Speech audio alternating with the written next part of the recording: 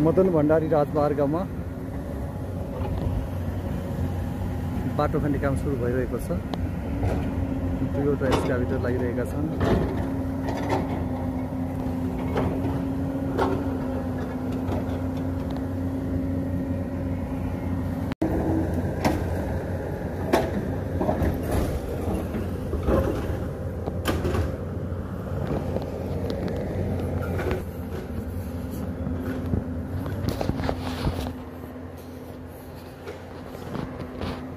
यो दृश्य हो मदन भण्डारी राजमार्ग बनाउँदै लागेको।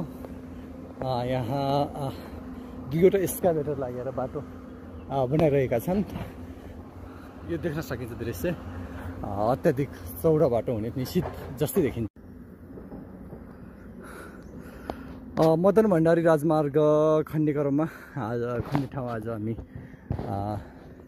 कुया पानीको तल चैतेकाफल भन्ने ठाउँमा आइपुगेका छौँ।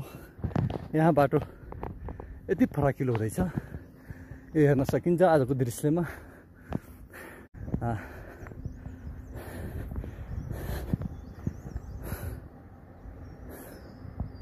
यो क्षेत्र हो मदन भण्डारी राजमार्ग।